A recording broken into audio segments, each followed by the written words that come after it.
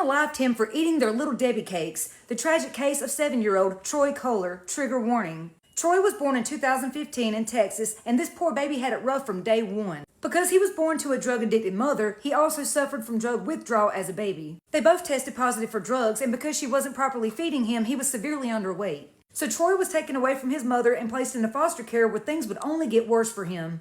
Troy suffered a lot of mistreatment and abuse at the hands of his foster parents, but in 2019, he was adopted by a new couple named Tiffany and Jermaine Thomas. But sadly, things would not get any better for him. Soon after moving in with Tiffany and Jermaine, Troy suffered mysterious injuries. He always had some kind of bruise, cut, or scrape that no one could explain. In late 2021, someone reported that Troy had a black eye, but his parents told CPS that Troy had fallen off his bed and hit his face on the nightstand. In January of 2022, CPS received a report that Troy had bruises around his eyes. When they interviewed Troy, he said that he was playing with his cousin, and his cousin accidentally hit him in the face with a toy. But when CPS spoke with his parents, his father Jermaine told a different story. He claimed that Troy's cousin threw a football and accidentally hit Troy in the face. The problem was, Troy's injuries were not consistent with either of their stories, and Troy could not give specific details about this cousin or what toys they were playing with.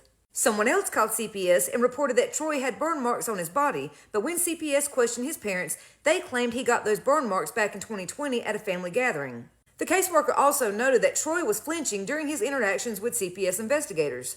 March 31st, 2022, Troy's school reported bruises on his face. Investigators even found a red mark covering half of his eyelid, along with a fingernail imprint on the back of his neck. Troy gave investigators different explanations, saying that he had fallen on the concrete after his cousin had pushed him down. But again, Troy's parents gave CPS a totally different story, claiming he got these injuries while wrestling with his cousin. Why didn't the caseworker interview the cousin? They probably didn't even exist or were never around, but CPS wouldn't know because they didn't find them.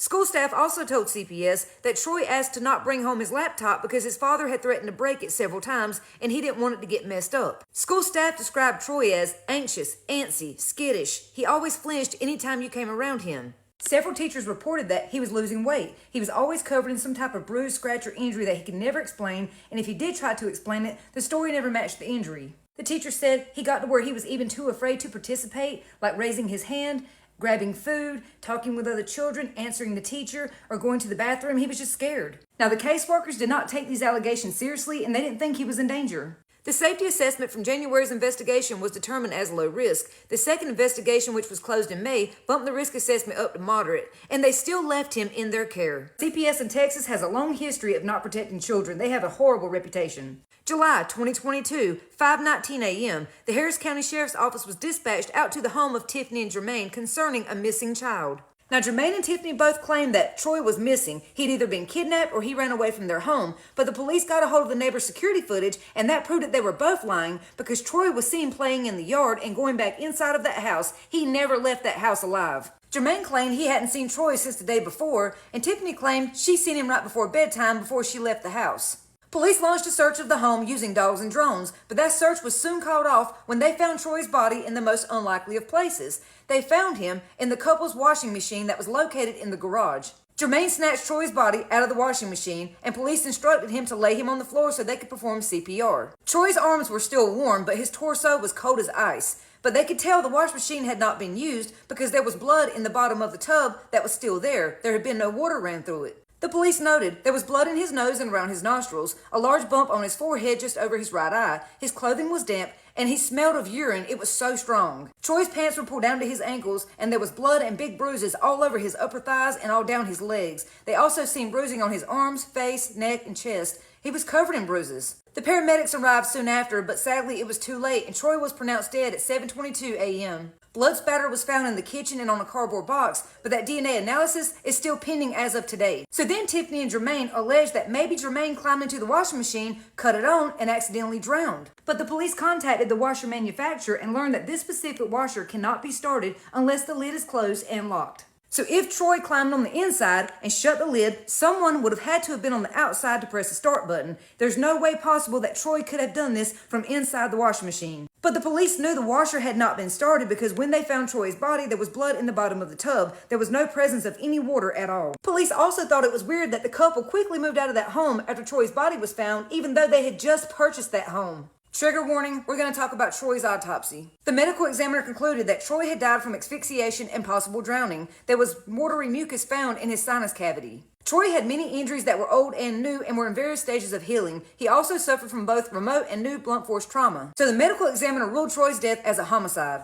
Now, the couple were both brought in for a police interview, but they both told so many lies that it contradicted what they had told police earlier at the house. But in Jermaine's second interview with the police, he now claimed that on July 24th, he was disciplining Troy by hitting him on the butt, and because Troy was jumping around, he accidentally hit him in the back. We think Jermaine told the police that because he knew they were going to get the autopsy results back and see that Troy had been beaten. But even that story was not consistent with Troy's many serious injuries.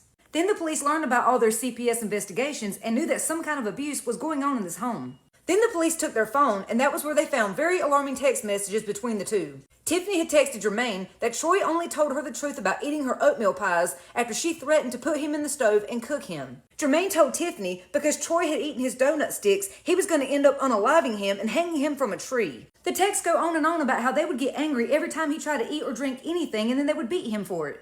Gee, did you ever stop and think that maybe he's taking food because you're starving him and he's fucking hungry? It's called survival. It's human instinct to eat. But they didn't miss a meal, that's for damn sure. July 7th, Tiffany tells Jermaine, F that, I'm not doing crap for his birthday. I'm so sick of this boy, I'm really tired of him. I don't want him in this house no more. Well, just imagine how he felt having to live with you two. Why did you even adopt him?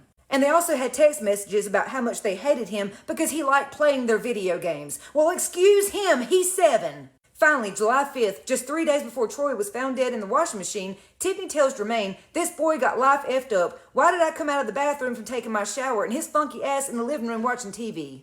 Because God forbid he looked at the TV for 1 second. He wasn't allowed to watch TV because he was always grounded. They were always making up new reasons to abuse him. And they would get so angry anytime someone gave him attention or a compliment, like when the teachers gave him a prize at school, it pissed them off so much because they felt like he didn't deserve it. So finally, on November 15th, 2022, 3 months after his body was found, Tiffany and Jermaine were arrested. Jermaine was charged with capital homicide, and Tiffany was only charged with 1 count of injury to a child. The couple is being held at Harris County Jail. Jermaine is currently being held on a $2 million bond, while Tiffany is being held on a $150,000 bond.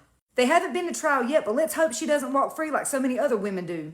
I feel so bad for his teachers who tried their best to save him. Look at his face. How could CPS leave him in any home looking like that? It makes me so angry because every single one of these kids could have been saved. This could have been prevented had CPS done their damn job. Now let's take a moment to remember 7-year-old Troy. Troy is described as full of personality, always smiling, always happy, full of excitement, ready to go on his next adventure. He loved cheese pizza, cartoons, playing with toys, playing video games. Troy's teachers and classmates absolutely adored him. His teachers said he was a great student. He worked really hard. He got along with everyone. He was very sweet and always kind and loved to play. Troy was so loving, strong, and brave. No matter what he went through at the foster home or with his adoptive parents, he loved everyone around him and always put his best foot forward.